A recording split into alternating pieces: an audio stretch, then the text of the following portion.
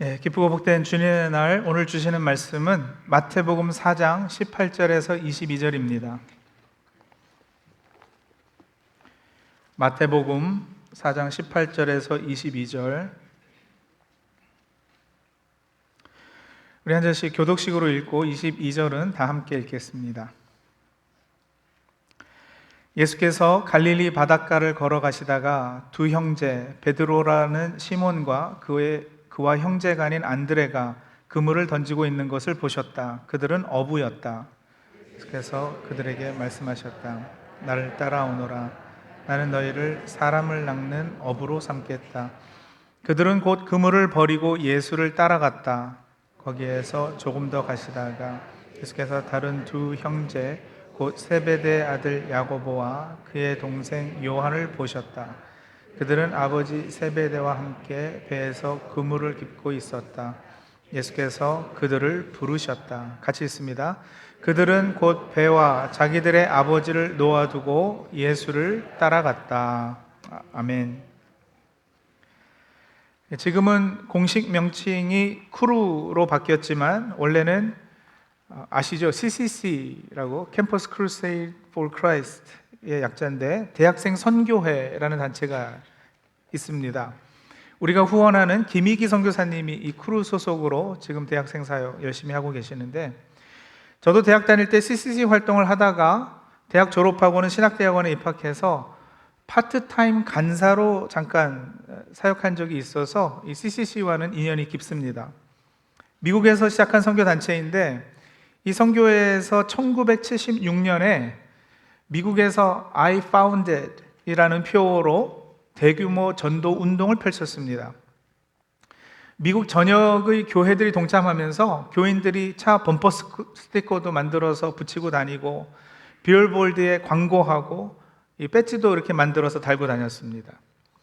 당시 미국 전 인구의 85%가 이 캠페인에 적어도 한 번은 노출되었다고 하니까 엄청난 규모의 전도 운동이었음을 짐작해 볼 수 있습니다. I found it 이라고 붙이고 배지 달고 다니니까 사람들이 보고서 궁금해서 묻지 않았겠어요? 그게 뭐예요? 뭘 찾으셨는데요? 하고 물으면 나는 새 생명을 찾았습니다. 나는 예수님을 찾았습니다. 라면서 자연스럽게 그 CCC에서 사용하는 사형리 전도 책이 있어요. 그 이제 사형리 꺼내서 이제 전도하곤 했던 거죠. I found it. 이 표현이 이렇게 이제 유행이 되면서 이것과 관련해서 우스갯소리들이 여러 개 있었는데 그 중에 하나 이런 거예요. 기독교인이 전도하려고 집마다 다니면서 문을 두드렸습니다. 집주인이 문을 열고 이렇게 보니까 전도하는 사람이 성경을 들고는 대뜸 묻는 거예요. Have you found Jesus? 예수님을 찾으셨습니까? 그러자 자꾸 찾아오는 기독교인들의 짜증이 나서 이 집주인이 비꼬면서 아이고 이런 글을 또 잃어버리셨습니까? I hope he's okay. 별일 없어야 될 텐데요. 이랬다는 거죠. 포레스트 검프라는 영화 보셨나요? 오래전 영화인데 그 영화에 70년 미국의 한 단면을 그리는 장면에 이런 대사가 등장합니다. 극 중에 테일러 중이가 검프한테 묻는 거예요. 검프야, 이제는 예수님을 찾았니? Have you found Jesus yet, 검프? 그러니까는 검프가 이렇게 대답하죠. I didn't know I was supposed to be looking for him, sir. 그분을 찾아야 한다는 거 몰랐어요. 이랬다는 거예요. 자, 이 운동이 한국에도 건너와서 나는 찾았네라는 표어로 80년 세계 복음화 대성회를 치르게 됩니다. 저는 어렸을 때 저 본 기억이 나요. 한국에도 이 배지 달고 다니고 그러셨어요. 이런 대형 집회가 한국 교회 부흥에 큰 역할을 감당했다는 평가도 받습니다. 자, 그렇다고 제가 지금 한국 교회 부흥 역사를 논하고자 함은 아니고요. 나는 찾았네 이 표어가 동서를 막론하고 나름 효과적이었고 많은 사람들의 공감을 불러일으켰던 근본 원인에 대해서 잠깐 생각해 보려고 하는 겁니다. 그러고 보면 사람은 누구나 다 뭔가를 찾고 있습니다. 포레스트 검프처럼 자신이 뭘 찾아야 하는지 정확히 모르고 있는 경우가 더 많기는 하겠지만 그래도 사람이 자신의 이 내면에 솔직하다면 분명 뭔가를 찾아 헤매고 있는 자신을 발견하게 될 것입니다. 꼭 종교적이 아니더라도 사람이 태어나서 인생을 살아가며 인생의 의미를 찾기에 고민해보지 않은 사람이 어디 있겠어요? 삶은 무엇이고 죽음은 또 무엇인가?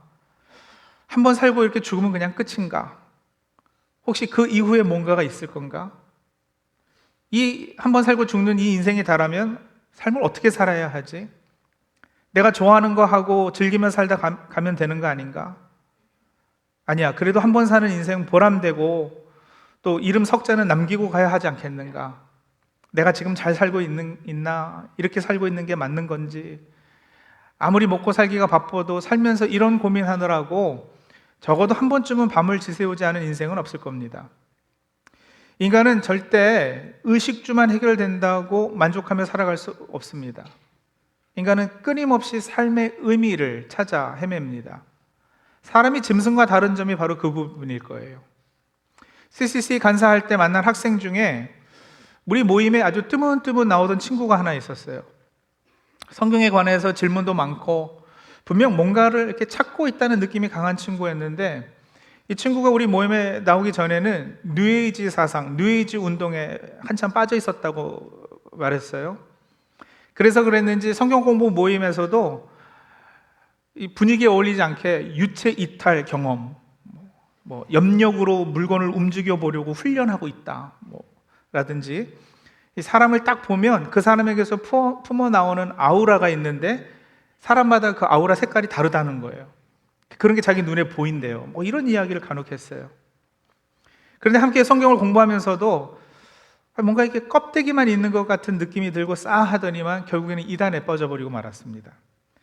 한참 세월이 지나서 길 가다가 우연히 마주쳤는데 뭐라 그러냐면 자기는 그 이단에서도 빠져나와서 이제는 종교와는 선을 딱 걷다 그러더라고요. 그리고 장사를 하고 있는데 매일 저녁 집에 와서 돈 세는 재미가 크다고, 돈 셀 때 자기는 드디어 자기 자신을 찾은 것 같다고 이렇게 표현을 하는 거예요. 종교에서 찾을 수 없었던 만족, 안정, 평안함, 위로, 재미, 이거를 돈을 세면서 돈이 차곡차곡 쌓여가는 것에서 찾았다는 거죠. 근데 그 말을 듣는데 충분히 이해가 갔어요. 아, 그럴 수 있다. 예수님도 한 사람이 두 주인을 섬기지 못할 것이니 혹 이를 미워하고 저를 사랑하거나 혹 이를 중히 여기고 저를 경히 여김이라. 너희가 하나님과 재물을 겸하여 섬기지 못할 것이다 하셨거든요.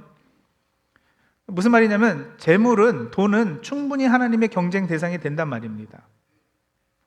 여러분, 하나님과 이게 겨루어서 경쟁 대상이 될 만한 대상이 흔치 않잖아요. 그런데 돈은 어떤 한 사람에게 있어서 그 사람의 주인 자리를 놓고 하나님 자리를 놓고 하나님과 경쟁합니다. 돈은 물론 가짜지만 아주 훌륭한 하나님의 대체물, 대용물인 척 우리를 자주 속입니다.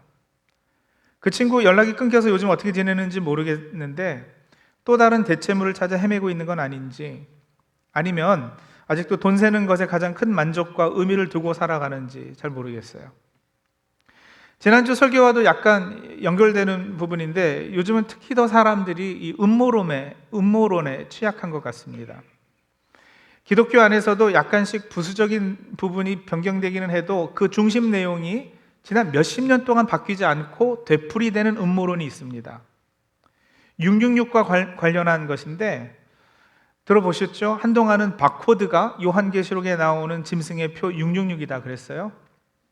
그러다 나중에는 컴퓨터가 666이다 그러더니 얼마 전에는 베리칩이라고 이렇게 그 피부 아래 이렇게 넣는 그런 칩이 666이다 그랬어요. 떠들썩했죠. 근데 이제 사실이 아닌 것이 확인되고 증명이 되어서 이제는 설마 또 뭐 다른 것은 나오지 않겠지 했는데 없기는요, 어림없습니다.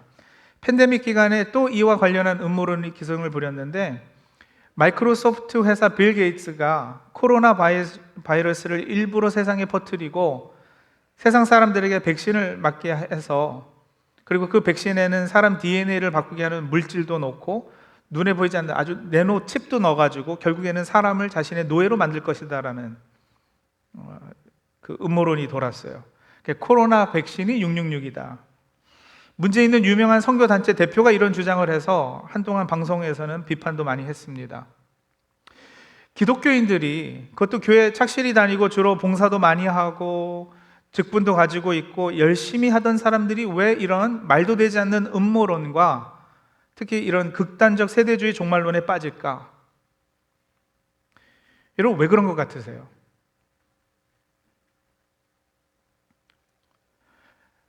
허해서 그래요.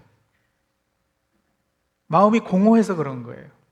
뭔가 그 공허함을 채워줄 것을 찾는데 이런 음모론이 나름의 답을 해주기 때문에 그런 거예요. 그리고 거기에 빠져 있는 이상은 여러분 정말 힘들고 어려운 현실에서 약간 이렇게 도피도 할 수 있거든요. 그러니까 현실 도피 차원에서 빠지네. 이단에 빠진 분들이 특히 그런 특징이 많아요. 여러분, 열심이 없으면 이단에 빠지지도 않습니다. 열심도 있고 나름 지식도 어느 정도 있다고 착각하는 분들이 잘 빠지죠. 거기다가 삶의 어느 부분에서 갈급함이 생겼을 때, 인생의 어떤 큰 고통이나 어려움이 닥쳤을 때, 그래서 느끼는 그 공허함이 메꿔지지 않고 있을 때 한순간에 이단에 빠지거나 이런 음모론에 휘둘리게 되는 거예요. 근데 생각 외로 이런 분들이 참 많습니다. 설마 했는데 제가 너무 잘 아는 사람 중에서도 빌 게이츠가 백신을 이용해 뭘 어떻게 하려고 한다고 확신하는 사람이 있고요. 그래서 너무 안타깝고. 근데 여러분, 이런 분들이 바보가 아니거든요. 오히려 공부도 많이 하고 똑똑한 사람들이 더 잘 빠져요. 이 사람들이 나쁜 사람들이 아니거든요. 순수하고 착한 사람들이 더 많이 이런 미혹에 약해요. 근데 안타까운 것은 이런 분들이 끊임없이 뭔가를 찾는 사람들이기 때문이라는 거예요. 더 궁극적인 삶의 의미, 살면서 뭔가 확실히 붙잡고자 하는 것이 있는 사람, 다시 말하면 나름 진리 추구자들인 거예요. 그냥 인생에 대해서 깊게 생각 안 하고 가볍게 그냥 대충 살면 되지, 이런 사람들은 오히려 안 빠져요. 그러니까 그런 분들 볼 때마다 마음이 더 아프죠. 교회 다니고 신앙생활 한다고 하면서도 왜 뭐가 잘못돼서 그렇게 된 걸까? 왜 일반인보다도, 조사가 그렇게 나왔어요. 일반인보다도 기독교인들이, 교인들이 더 이런 음모론과 거짓 정보에 더 쉽게 빠진다 그래요. 왜 그럴까? 제가 목사로 고민이 참 많아요. 근데 이제 제 나름대로 얻은 답 중에 하나는, 어찌 보면 여러분 그동안 교회에서 가르친 방식에 문제가 있었는지도 모르겠어요. 나는 찾았네 같은 구호를 열정적으로 외치는 가운데 무의식적으로 우리 안에 뭔가 잘못된 신앙의 방향이 설정된 건지도 모르겠어요. 왜냐면요, 나는 찾았네, 당신은 예수님을 찾으셨습니까? Have you found Jesus? 이런 질문이 정확히 성경적으로 따지자면 잘못된 구호이고 잘못된 질문이에요. 뭔가를 이 찾는 자세, 끊임없는 탐구하는 모습이 잘못되었다는 건 아니에요. 인간이 가지는 근원적인 삶의 의미를 찾아 헤매는 모습, 뭐 잘못된 건 아니죠. 하지만 여러분, 우리 그리스도인들은 이런 어떤 궁극, 얼티밋한 이런 것을 찾기 위한 노력, 수색, 검색, 이런 건 이제는 마침표를 찍어야 합니다. 왜요? 왜냐면요, 성경은 우리가 하나님을 찾아 나서서 결국 하나님을 만나게 된 이야기를 하고 있지 않습니다. 성경은 하나님께서 친히 우리를 찾기 위해 얼마나 애쓰시고 얼마나 열심히셨는가에 대한 그 놀라운 기록을 담고 있습니다. 하나님께서 우리를 먼저 찾아오셨다고 성경은 증거하고 있단 말이에요. 매년 지내는 성탄절의 중심 메시지가 뭐예요? 성육신 사건이 그 중심에 있잖아요. 성육신 사건은 뭡니까? 하나님께서 친히 우리를 찾아 나서신 사건이잖아요. 이 땅에 사람 몸을 입고 우리와 함께 되셔서, 우리와 같이 되셔서 잃어버린 우리를 찾으려고 나서신 거예요. 그래서 위에서부터 먼 여행을 떠나 여기까지 오신 거잖아요. 잃어버린 양을 찾는 목자의 심정으로요. 약혼자가 죽어간 동전을 잃어버려 온 집안을 샅샅이 뒤지며 찾아내는 여인 같은 마음으로요. 집 나간 아들이 혹 오늘은 돌아올까 기다리는 아버지의 마음으로요. 여러분, 오늘 본문도 보세요. 예수님께서 본격적으로 갈릴리 지역에서 복음을 선포하기 시작하시면서 제자들을 부르시는데, 자, 이제 그 장면이거든요. 자, 18절 다시 볼게요. 예수께서 갈릴리 바닷가를 걸어가시다가 두 형제를 어떻게 하셨어요? 보셨다. 그러고는 그들에게 나를 따라오너라 초청하시는 거죠. 자, 이 공식이요. 걸어가시다가 보셨어요. 그리고서는 부르시는 거예요. 21절이요. 거기에서 조금 더 가시다가 예수께서 다른 두 형제를 어떻게 해요? 보셨어요. 그러고는 예수께서 그들을 부르셨다 그러잖아요. 부르셨다. 여러분, 예수님께서 길 가다가 아무나 부르셨을까요? 그냥 눈에 띄니까 너 이러셨나요? 아니에요. 찾을 대상을 정확히 찾아 나선 것이고, 그리고 찾으셔서 부르신 거예요. 우리는 그걸 택했다고 그렇게 표현하잖아요. 그렇죠? 택하신 자들을 찾아 나서서 부르시는 거예요. 뭐라고요? 같이 가자고, 같이 살자고, 같이 일하자고. 사마리아 여인을 만나실 때도 그러셨습니다. 당시 유대인들은 사마리아를 거쳐서 길을 가지 않았어요. 아시죠? 이스라엘이 이렇게 좀 이렇게 긴데 중간이 사마리아잖아요. 그래서 위에서 아래를 갈 때, 아래에서 위를 갈 때 사마리아를 지나가면 빨리 가기는 하는데, 사마리아인들을 유대인들은 상종하지 않았기 때문에 글로 지나가지 않고 돌아서 갔단 말이에요. 근데 예수님은 유대인이 가지 않은 그 길을 굳이 가셨다고 적고 있어요. 요한복음 4장 4절에 보시면 사마리아를 거쳐서 가실 수밖에 없었다 그래요. NIV 성경, ESV 성경, 영어 성경은요, He had to go through Samaria 이랬거든요. 킹 제임스 버전은 더 강하게 해요. He must needs go through Samaria. had to, must, 꼭 그러실 수밖에. 이렇게 하니까 여러분 어떤 지리적 이유 때문에 그러셨던 것으로 착각하기가 쉽거든요. 다른 길이 없어서 꼭 그 길로만 가야 했던 거 아니냐? 아니요. 말씀드렸잖아요. 유대인들은 절대 그 길로 가지 않았다고요. 오히려 돌아가는 길이 제대로 된 길이라고요. 그런데 왜 그러실 수밖에 없었는가? 왜 had to, must였을까? 왜냐면요, 거기서 만나야 하는 영혼이 있었기 때문에. 사마리아 여인을 만나시려고요. 그 영혼을 찾으러 꼭 그 길로 가셨던 거예요. 그 여인을 만나려면 그 길로 가실 수밖에 없었던 거죠. 예수님 당시 저명한 유대인 랍비들, 스승들은 제자들을 찾아다니지 않았습니다. 전봇대 이름하고 전화번호 붙여놓고 학생 모집하고 뭐 이러지 않았어요. 자신의 이름이 알려지는 만큼 제자하겠다는 사람들이 제 발로 찾아와서 나를 좀 받아달라고 간청하죠. 그런 사람의 수가 많을수록 더 인기 있고 저명한 스승으로, 랍비로 인정받았다고 합니다. 근데 여러분, 예수님은 그러지 않으셨어요. 자신이 친히 제자들을 찾아 나섰습니다. 나중에 소문을 듣고 많은 무리가 병고침과 배부름을 위해 예수님을 찾아오지만 예수님은 오히려 그 무리를 피해서 한적한 곳으로 도망 다니신 분이세요. 그러니까 큰 무리를 원하시는 게 아니에요. 자신이 택하신 제자들을 찾아내셔서 부르시는 거예요. 그래서 나는 찾았네라는 구호에 좀 딴지를 걸자면 틀렸다는 거예요. 더 성경적인 표현은 이래야 될 거예요. 아마 나는 찾아졌네, 그렇죠? 나는 찾음을 당했네. I have been found. 나는 발견됐네. 나는 찾았네라는 표현을 사용했다면 설명을 좀 했어야 되는 거예요. 나는 찾았네. 나는, 이 주어 나는 예수님이셔야 되는 거죠. 예수님께서 하시는 말씀이어야 되는 거예요. 기쁨에 차서 나는 찾았다, 내가 찾았다, 나는 승환이를 찾았다, 나는 마태를 찾았다, 내가 베드로를 찾았네 하고 외치는 소리요. 기독교는 여러분, 내가 진리를 추구하고 찾다가 드디어 발견하는 종교가 아닙니다. 그래서 기독교는 계시의 종교라고 말해요. 하나님께서 친히 예수 그리스도를 통해 먼저 우리를 찾아 다가오셔서 자신을 열어서 우리에게 보여주시고 자신이 누군지 알려주시고 우리와 만나주시는 거. 계시는요, 여러분, reveal 하는 거잖아요. revelation, 그게 계시잖아요. 그러니까 닫혀져 있으면 못 봐요. 알지 못해요. 알 수가 없어요. 그런데 친히 열어서 보여주시니까 이제 알게 되는 거예요.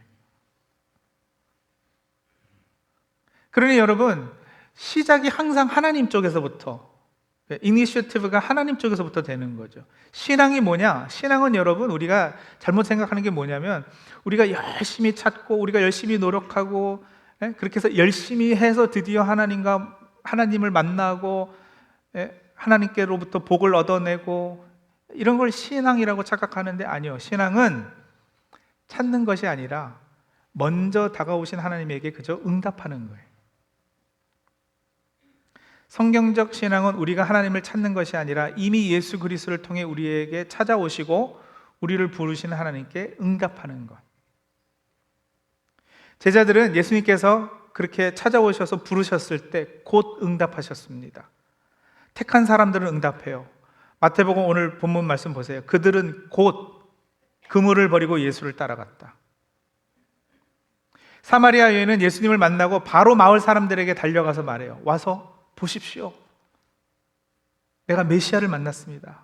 와서 보라. 세리 삭개오도요. 예수님께서 삭개오야 내려오너라. 오늘은 내가 내 집에 묵어야 하겠다 하시자 그 부르심에 즉각 반응합니다. 삭개오가 얼른 내려와서 기뻐하면서 예수를 모셔드렸다. 누가복음 19장 기록이에요. 예, 이런 반응이에요, 여러분. 우리는 먼저 찾아오신 분께 응답할 뿐이에요. 신앙은 내가 찾는 것이 아니라 나를 찾으시는 하나님께 순종하는 것입니다. 그래서 이제는 우리가 이렇게 고백해야 될 거예요. 내가 하나님을 찾은 데가 아니라 하나님이 나를 찾아주셨다. 그리고 여러분, 그분에게 우리가 그렇게 발견되었다면, 그분께서 택하신 나를 이렇게 찾으셨다는 믿음의 확신이 있으면 더 이상의 탐색, 수색은 무의미합니다. 다른 어떤 대체물을 찾아서 방황하지 않으셔도 됩니다. 설교 초반에 말씀드렸죠. 우리는 평생 무언가를 찾으며 살아간다고요. 그게 인간의 본능이에요. 본능적으로 인간은 무언가를 찾는 존재예요.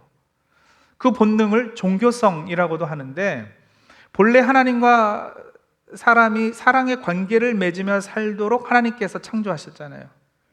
인간이 그 목적, 그 의도로 창조되었거든요. 그래서 그 목적과 의도가 이루어지기 전까지 인간은 계속해서 채워지지 않는 그 허함을 채우기 위해 찾고 또 찾을 거예요. 종교 본능, 그 종교성을 성인 어거스틴은 God-shaped vacuum이라고 멋있게 표현을 했어요. God-shaped vacuum. 그러니까 하나님 모양의, 하나님 크기의 공백이 인간 내면 깊숙이 자리하고 있다는 거죠. 아담 이후 하나님과의 관계가 끊어지고 우리 안에 이 하나님 모양의, 하나님 쉐입으로 되어 있는 이 공백이 생겨버렸는데, 근데 이 공백은 하나님만이 채우실 수 있는 거예요. 다른 것으로는 절대 채워지지 않아요. 하나님 말고는 꼭 맞는 것이 없거든요. 왜냐하면 하나님 모양으로 생겨버렸으니까, 이 공간이. 삶의 의미, 만족, 안정, 영원한 가치를 찾아서 끊임없이 탐색하고, 때로는 종교적 신념, 철학, 지식, 권력, 물질적 성공 등의 대체물이 그 공간을 채우기 위해서 제시되지만 여러분, 헛됩니다. 그런 헛된 대체물을 성경은 우상이라고 불러요. 근데 그 우상이 우리를 만족시켜 줄 수 없죠. 다른 대체물이 있을 수 없어요. 하나님만이 그 공간을 채워주셔야, 그리고 내가 그 안에서 발견되고, 그래서 내가 이 땅에서의 삶을 어떻게 살아야 될지, 그 책임과 역할과 사명이 정리가 될 때 드디어 우리는 인생의 삶의 의미를 발견하게 되는 거예요. 그런 삶을 여러분 풍성한 삶이라고 부르는 거예요. 풍성한 삶. 그 예수님께서 약속해 주신 풍성한 삶. 근데 여러분, 이 예배 자리에 나오신 여러분은 하나님께서 이미 찾아내신 분들이십니다. 이 예배 자리에 계시다는 것이 그 증거요, 증명입니다. 그러니 의심하지 말고 그 사실을 믿고 확신하십시오. 그리고 그 믿음으로 부르심에 반응하시고 제자들처럼 그물을 버려두고 주님을 따르시기 바랍니다. 그물은 중요하긴 해도 거기서 삶의 의미가 발견될 수는 없거든요. 사마리아 여인처럼 담장을 넘어서 뛰쳐나가서 와서 보라고 하나님께서 여전히 찾고 있는 이들을 초청 한번 해보세요. 그리고 그런 삶의 변화를 한번 체험해 보세요. 사마리아 여인이 사람들과 만나기를 꺼려했던 여인 아니었어요? 근데 예수님 만나자마자 사람들에게로 달려가요. 삭개오처럼 있던 자리에서 얼른 내려와서 기뻐하면서 예수님을 모십시오. 그리고서는 그동안 그렇게 자기의 인생의 삶의 의미를 줄 것이라 생각했던 그 물질, 그거에 대한 회개가 잇따르잖아요. 삭개오가요. 내가 가지고 있던 거 절반을 나누어서 가난한 자들에게 주고, 이런 얘기를 하면서요. 여러분, 모든 방황을 그치고 마음의 허함, 인생의 무의미를 끝내고 예수 그리스도 안에서 약속하신 풍성한 삶을 누리시는 저 우리 성도님들이 다 되시기 바랍니다. 자, 그럼 이제 한 가지 남은 숙제가 있죠. 그 반응, 그 믿음의 순종을 어떻게 하는 겁니까? 삶에서 여러 모양과 방식으로 할 수 있죠.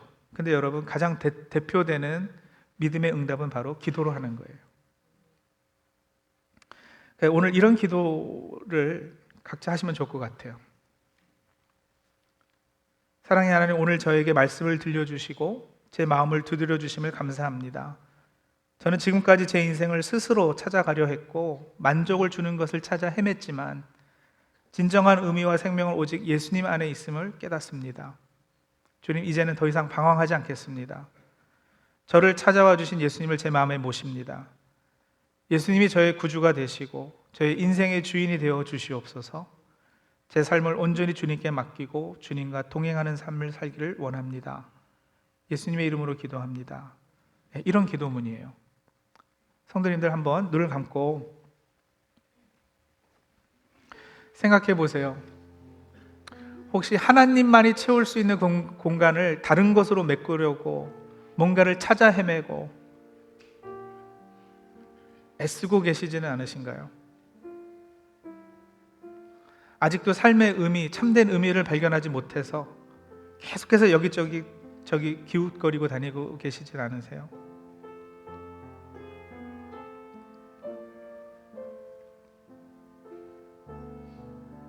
그래서 이단은 아니더라도 잘못된 이런 지난주에 말씀드렸던 그런 종말론에도 빠지고,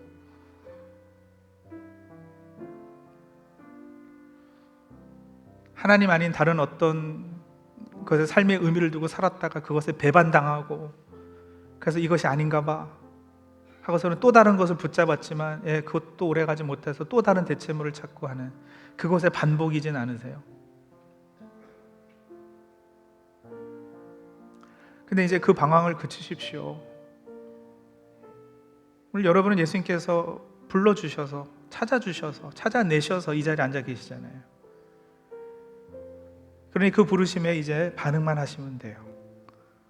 제가 읽어드린 그 기도문 자신의 표현으로 한번 하시면 좋을 것 같습니다.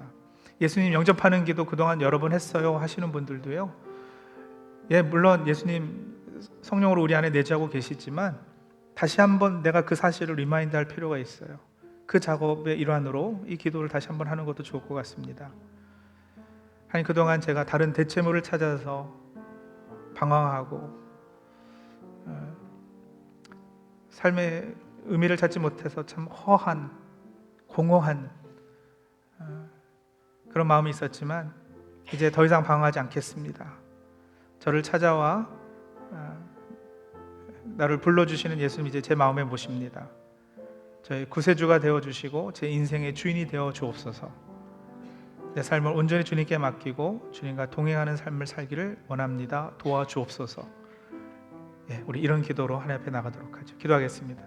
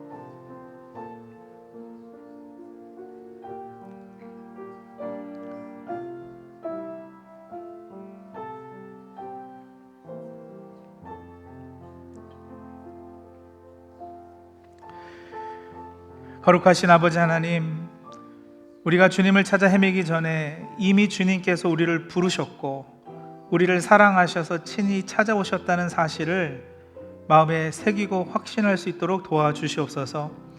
이제 우리의 삶이 주님을 따르는 삶이 되게 하시고 예수님을 인생의 주인으로 모시며 참된 만족과 소망을 주님 안에서만 찾게 하여 주시옵소서. 세상의 헛된 것들이 아닌 오직 주님께 우리의 마음을 두고 주님과 동행하며 주님의 사랑을 전하는 풍성한 삶을 살게 하옵소서. 감사드리며 예수 그리스도의 이름으로 기도합니다. 아멘.